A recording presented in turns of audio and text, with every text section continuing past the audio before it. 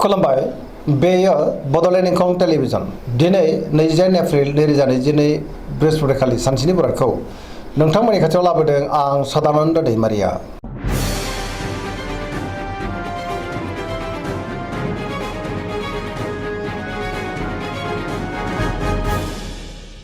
सिगां फरायनो लादों मेष राशि गिबि हांखो अ ल दिनैनि साना जोबोद मोजां पजिटिभ एनार्जिनि गोहोम गोग्लैगोन जेरावबो देरहासार जागोन गोजोन आरो गाहाम थासारिखौ मोननो हागोन मावनो लानाय खामानिखौ थि समावनो आरो गोरलैयैनो मावफुंनोबो हागोन गोसोखौ जोबोर गोजोननाय मोनगोन देहायाबो मोजाङैनो थागोन बहानिफ्रायबो मोजां खौरां फैनो हागौ रांखावरियाव दिनै जोबोर मोजां गोबां धोन आरजिनो हागोन बेफार फालांगियाव जोबोद मोजां मुलाम्फा मोनगोन सोरबा लोगोनि हेफाजाबखौ मोननो हागोन न'खराव बिसि फिसायनि गेजेराव अननानै फैगोन बिमा बिफानि अननाय आरो बोरखौ मोननो हागोन बहाबा थांनांगौब्ला दिनै जोबोद मोजां आरो मोजाङैनो हान्थिनोबो हागोन गुबुननि गोसोखौ गोरलैयैनो बोनो हागोन गोसोनि बोलोआ बांगोन समाजावबो गोबां मान मोननो हागोन लाइमोनफोरा जोबोर रमान्टिक जागोन आरो गावबा गावनि गोसोनि साननायखौ फोरमायलायनोबो हागोन बयनिफ्रायबा मोजां खौरां फैनोबो हागौ।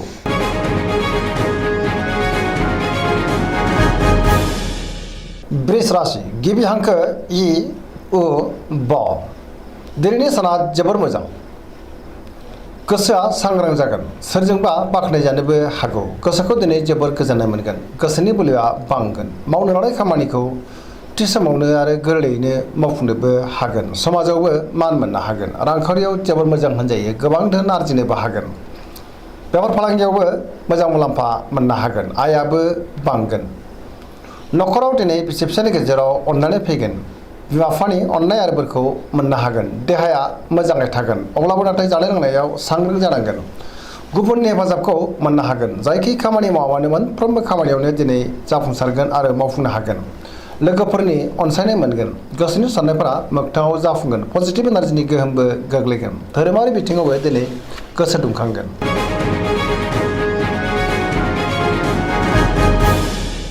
मिथुन राशि गिबि हांखो क स दिनैनि साना जोबोर मोजां बयजोंबो अनजागोन आरो अनसायजागोन गोबां बिथिङाव जाफुंसार जानो हागोन गुबुनखौ अननो रोंगोन आरो गावबो अनजागोन गुबुननि अनसायनायखौ मोननो हागोन गोसोखौ दिनै जोबोर गोजोननायबो मोनगोन गोसोआ जोबोर खुसि जागोन देहाया मोजाङैनो थागोन रांखावरियाव दिनै जोबोर मोजां बेफार फालांगियावबो जोबोर मोजां होनजायो आयाबो बांगोन न'खराव अननानै फैगोन समाजावबो मान मोनगोन गोसोनि बोलोआ बांगोन मावनो लानाय खामानिखौ थि समावनो आरो गोरलैयैनो मावफुंनोबो हागोन सोरबा लोगोनि हेफाजाबखौ थोजासे मोनगोन गुबुनजों मोजां सोमोन्दो लाखिनोबो रोंगोन लाइमोनफोरनि गोसोआ दिनै जोबोर रमान्टिक जागोन बहानिफ्रायबा मोजां खौरां फैनोबो हागौ पजिटिभ एनार्जिनि गोहोमबो गोग्लैगोन।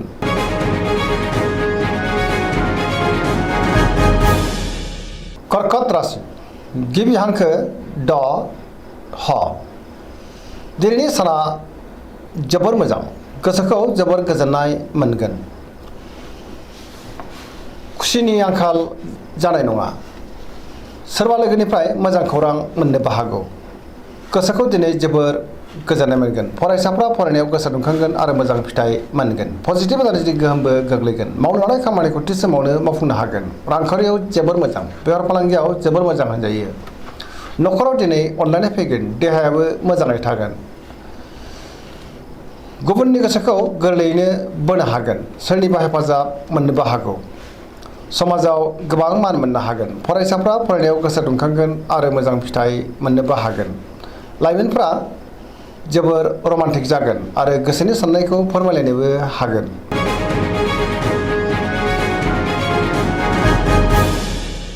सिंह राशि गिबि हांखो म ट दिनैनि साना जोबोर मोजां गोसोखौ जोबोर गोजोननाय मोनगोन गोब्राब खामानिखौ दिनै गोरलैयैनो मावफुंनो हागोन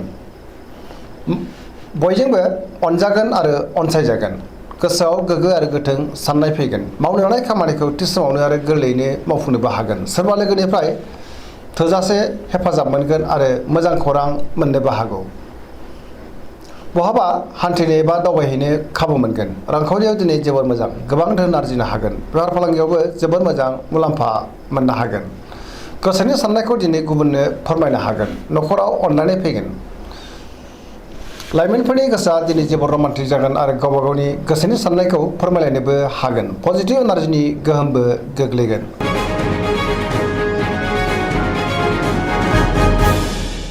कन्या राशि गिबि हांखो प ट दिनैनि साना जोबोर मोजां। गोसोनि बोलोआ बांगोन। गोसोआव पजिटिभ साननाय फैगोन। गोथों आरो गोग्गो साननो रोंगोन। गियाननि आंखाल जानाय नङा।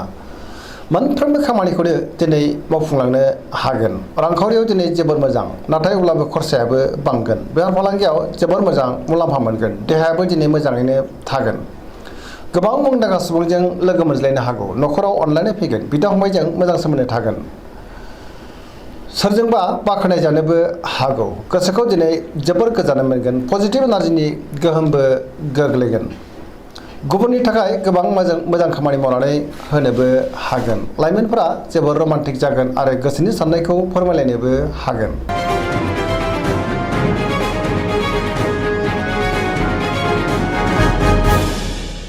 तुला राशि गिबि हांखो र ट दिनैनि साना जोबोर मोजां। गोसोखौ जोबोर गोजोननाय मोनगोन। गोसोनि साननायफ्रा जाफुंगोन। गोसोनि साननायखौ दिनै गुबुननो फोरमायनोबो हागोन। मावनो लानाय खामानिखौ थि समावनो मावफुंनो हागोन। देहायाबो मोजाङै थागोन। रांखावरियाव जोबोर मोजां। मोननो गोनां धोनखौ मोननो हागोन। आरजिनाय धोनखौबो दोनथुमनो हागोन। न'खराव बिसि फिसायनि गेजेराव अनलायनाय फैगोन। बिमा बिफानि अननाय आरो बोरखौ मोननो हागोन। समाजावबो गोबां मान मोनगोन। सुथुरनि गोसोखौ गोरलैयैनो बोनो हागोन। लोगोफोरनि हेफाजाबखौ मोनगोन। गोदान थांखि लानो रोंगोन। लाइमोनफोरनि गोसोआ दिनै जोबोर रमान्टिक जागोन आरो गोसोनि साननायखौ फोरमायलायनोबो हागोन। पजिटिभ एनार्जिनि गोहोमबो गोग्लैगोन।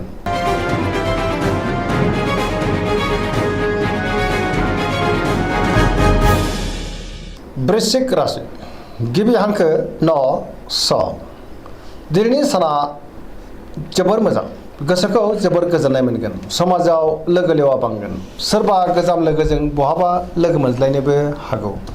गोसोआव गोग्गो आरो गोथों साननाय फैगोन। मावनो लानाय खामानिखौ थि समावनो आरो गोरलैयैनो मावफुंनोबो हागोन। गुबुननि थाखाय मोजां खामानि मावनानै होनोबो हागोन। बहानिफ्रायबा मोजां खौरां फैनोबो हागौ। गोसोनि साननाया जाफुंगोन। गोसोनि बोलोआबो बांगोन। समाजावबो दिनै गोबां मान मोननो हागोन। समाजाव बयजोंबो अनसायजागोन आरो अनजागोन।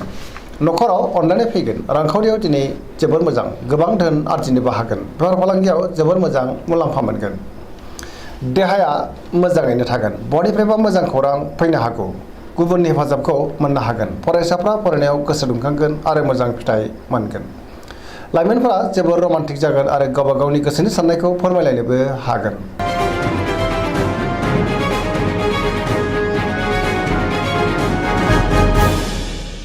धनु राशि गिबि हांखो ढ फ भ दिनैनि साना जोबोर मोजां। गोसोआव गोग्गो आरो गोथों साननाय फैगोन। मावनो लानाय खामानिखौ थि समावनो आरो गोरलैयैनो मावफुंनोबो हागोन। गोसोनि साननायफ्रा मोगथाङाव जाफुंगोन। रांखावरियाव दिनै जोबोर मोजां, नाथाय अब्लाबो खरसायाबो बांगोन। मोननो गोनां धोनखौ मोननो हागोन। बेफार फालांगियाव जोबोर मोजां मुलाम्फा मोनगोन। न'खराव बयजोंबो अनजागोन आरो अनसायजागोन। समाजावबो मान मोनगोन। देहाया मोजाङैनो थागोन। गुबुननि थाखाय गोबां मोजां खामानि मावनानै होनोबो हागोन। बहानिफ्रायबा मोजां खौरां फैनोबो हागौ। पजिटिभ एनार्जिनि गोहोमबो गोग्लैगोन। लाइमोनफोरनि गोसोआ दिनै जोबोर रमान्टिक जागोन आरो गोसोनि साननायखौ फोरमायलायनोबो हागोन।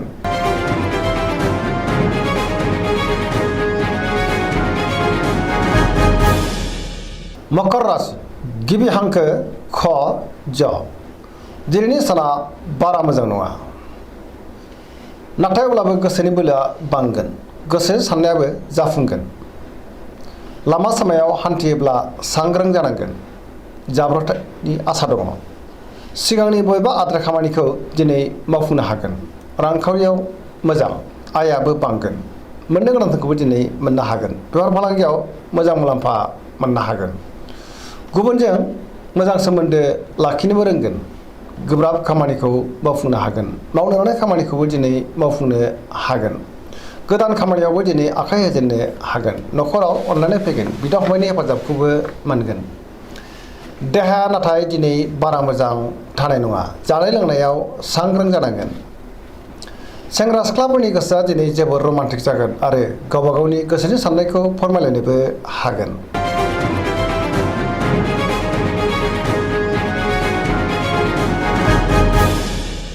कुम्भ राशि गिबि हांखो ग स। दिनैनि साना जोबोर मोजां, गोसोआव पजिटिभ साननाय फैगोन, गोसोखौ दिनै जोबोर गोजोननायबो मोनगोन, मावनो हानाय खामानिखौ थि समावनो आरो गोरलैयैनो मावफुंनोबो हागोन। बहानिफ्रायबा मोजां खौरां फैनोबो हागौ, समाजाव दिनै मान मोनगोन, गुबुनजों मोजां सोमोन्दो लाखिनो रोंगोन, गोबां मुंदांखा सुबुंजों लोगो मोनज्लायनोबो हागौ। रांखावरियाव दिनै जोबोर मोजां, देहायाबो मोजाङैनो थागोन। न'खराव बिसि फिसायनि गेजेराव अनलायनाय फैगोन, गुबुननि हेफाजाबखौ मोननो हागोन, बिमा बिफानि अननाय आरो बोरखौबो दिनै मोनगोन। बहाबा थाङोब्ला दिनै जोबोर मोजां आरो मोजाङैनो हान्थिनोबो हागोन। पजिटिभ एनार्जिनि गोहोम गोग्लैगोन। लाइमोनफोरा जोबोर रमान्टिक जागोन आरो गोसोनि साननायखौ फोरमायलायनोबो हागोन।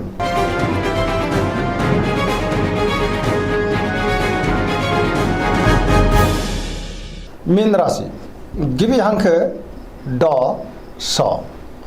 दिनैनि साना जोबोर मोजां, गोसोआव पजिटिभ साननाय फैगोन, गोसोनि बोलोआबो बांगोन, गावनि गोसोनि साननायखौ दिनै गुबुननो फोरमायनोबो हागोन। देहाया मोजाङै थागोन, अब्लाबो नाथाय जानाय लोंनायाव सांग्रां जानांगोन। बहानिफ्रायबा मोजां खौरां फैनो हागौ, रांखावरियाव जोबोर मोजां, आयाबो बांगोन, बेफार फालांगियाव जोबोर मोजां होनजायो। दिनै न'खराव अनलायनाय फैगोन, गोसोनि बोलोआ दिनै बांगोन आरो गुबुनजों मोजां सोमोन्दो लाखिनो हागोन, सोरजोंबा बाख्नाय जानोबो हागौ। लाइमोनफोरनि गोसोआ दिनै जोबोर रमान्टिक जागोन आरो गावबा गावनि गोसोनि साननायखौ फोरमायलायनोबो हागोन। पजिटिभ एनार्जिनि गोहोमबो गोग्लैगोन। दिनैनि राशि फरायनाया एसेनोसै, जोबनायाव बेखौनो खावलायो जाहाथे नोंथांमोना सानफ्रामबो जोंनि बे बड'लेण्ड इंखं टेलिभिजनखौ नायबाय थायो आरो साबस्क्राइब खालामो, लोगोसे लाइक खालामो आरो शेयार खालामो। एसेनोसै, गोजोन्थों।